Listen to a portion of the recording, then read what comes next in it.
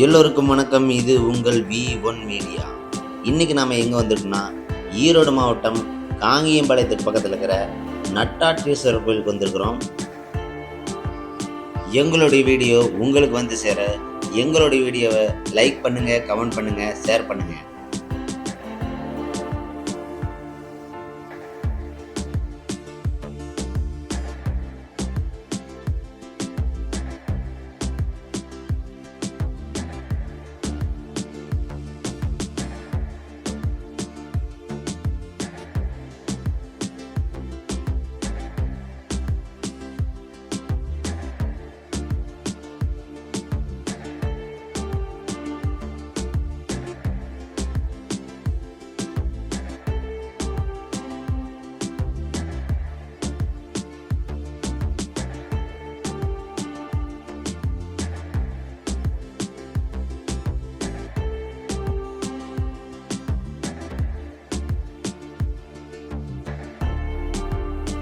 இந்த நட்டாற்றீஸ்வரர் கோயில் பார்த்தீங்கன்னா ஆற்றுக்கு நடுவில் அமைஞ்சதுனால இந்த கோயிலுக்கு நட்டாற்றீஸ்வரர் கோயில்னு பேர் வந்திருக்குது.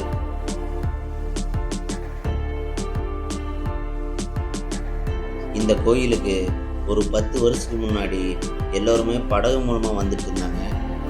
ஆனால் இப்போ கவர்மெண்ட்டே பாலம் போட்டு கொடுத்ததுனால இப்போ எல்லாரும் வண்டியிலையும் பஸ்லேயும் வந்துட்டு இருக்காங்க.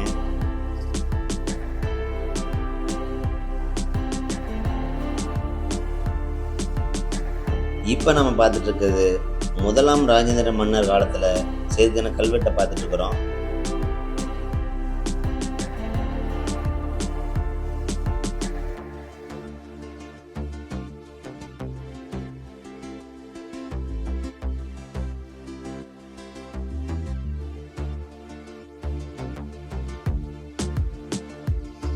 இந்த நட்டாற்றீஸ்வரர் கோயில் பார்த்தீங்கன்னா ஒரு சுற்றுலாத்தலமாகவும் இருக்குது. ஏன்னா இங்கே படகு சவாரியும் செய்கிறாங்க.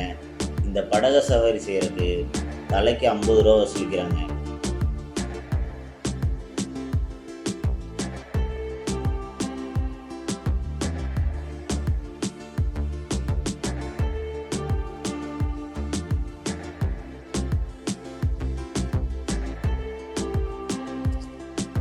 சிவபெருமான் அகத்திய முனிவர் அழைத்து பொதிகைமலை சென்று உலக சமாதானப்படுத்த கட்டளையிட்டிருக்காரு. அப்போ அகத்தியர் தென்னக நோக்கி வரும்போது வாதாபி பில்வலன் என்ற 2 அரக்கர்களை அழித்தார்.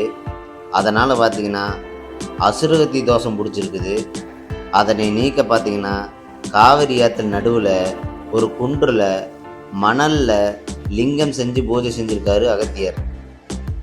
அது மட்டும் இல்லாமல் காட்டில் விளைஞ்ச கம்பை எடுத்து கையில் திரித்து மாவாக்கி நீர் விட்டு காய்ச்சி படைத்தார்னு இந்த கோயிலுக்கு தலப்புராணம் சொல்லுதுங்க.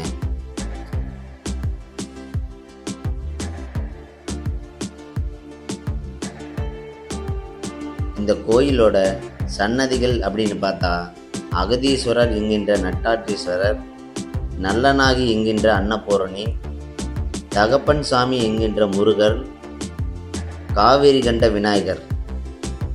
இந்த கோயிலோட சிறப்பு நாட்கள் பார்த்தீங்கன்னா சித்திரை முதல் நாள் சிறப்பு வழிபாடு, அமாவாசை, கார்த்திகை, பிரதோஷம், தேய்பிறை, அஷ்டமி நாட்களில் சிறப்பு பூஜைகள் நடைபெறும். அது மட்டும் இல்லாமல் ஆடி பூரத்தன்று நல்லநாகி அம்பாளுக்கு 108 சங்காபிஷேகம் நடைபெறும்.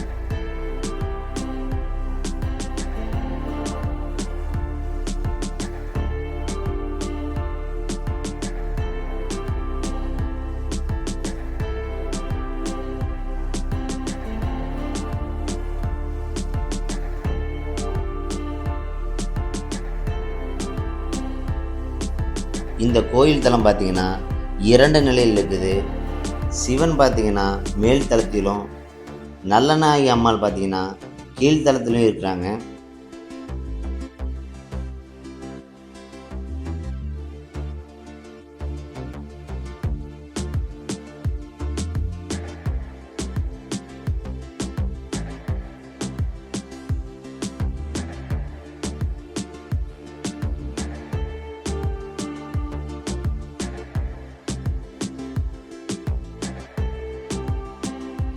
கீழ்த்தளத்தில் இருக்கிற பிள்ளையாரை தரிசித்து விட்டு அப்படியே சிவசன்னதிக்கு வலமாக வந்தால் அந்த பாதை பார்த்தீங்கன்னா ஓ என்னும் வடிவில் இருக்குங்க.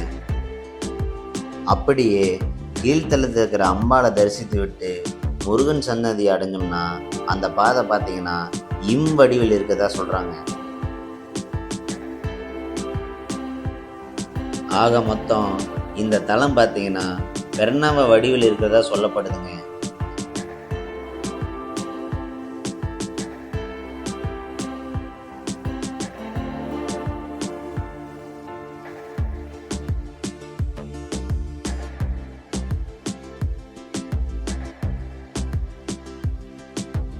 இந்த கோயிலுக்கு வந்தால் திருமண தடைகள் நீங்குவதாக சொல்லப்படுதுங்க. அது மட்டும் இல்லாமல் கணவன் மனைவிக்கு இடையிலான பிரச்சனையும் நீங்குவதாக சொல்லப்படுதுங்க.